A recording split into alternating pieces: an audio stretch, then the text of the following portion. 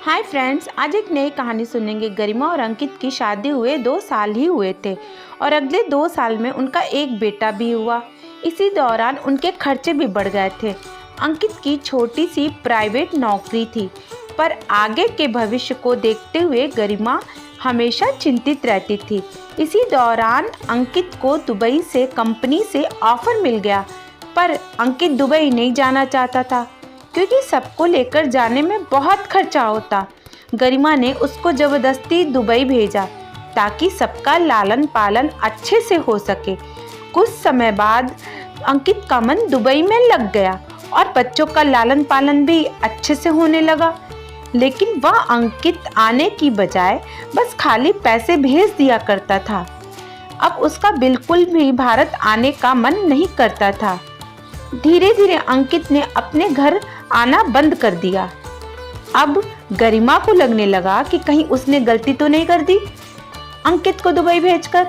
गरिमा को पता लगा कि वहां पर अंकित ने किसी दूसरी लड़की से नागरिकता के कारण शादी कर ली है। इसी दौरान गरिमा ने अपने बड़े बेटे की शादी करी, पर बड़ा बेटा शादी के बाद तुरंत अलग हो गया। इसके कारण गरिमा की तबीयत खराब हो गई और वह बीमार रहने लगी। वे पूरी तरह टूट चुकी थी कि पहले पति चला गया, उसके बाद बहू बेटे को लेकर अलग हो गई।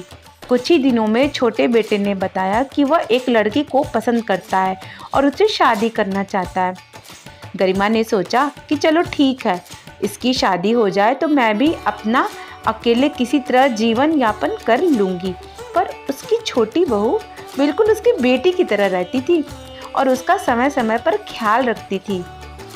उसको दवाई और खाना भी समय पर दिया करती थी, क्योंकि उसको पता था कि उसकी सासू माँ को उनका पति व उनका बड़ा बेटा छोड़कर जा चुके हैं, जिसके कारण वे अक्सर बीमार रहती हैं। छोटी बहू के द्वारा ख्याल रखने के कारण ही गरिमा पहले से भी ज़्यादा स्वस्थ हो चुकी थी। गरिमा को भी लगा कि उसे बहू के रूप में एक बेटी मिल चुकी है। दोनों का समय अच्छे से गुजरता था। अगर मेरी छोटी बहू मेरे जीवन में नहीं आती तो मेरे जीवन का क्या होता, यह गरिमा अक्सर सोचती थी। छोटी बहू ने गरिमा का ख्याल अपनी माँ की तरह ही बल्कि उससे भी ज़्यादा रखती थी। कितनी हार्ट टचिंग कहानी है, बहुत अच्छी कहानी है।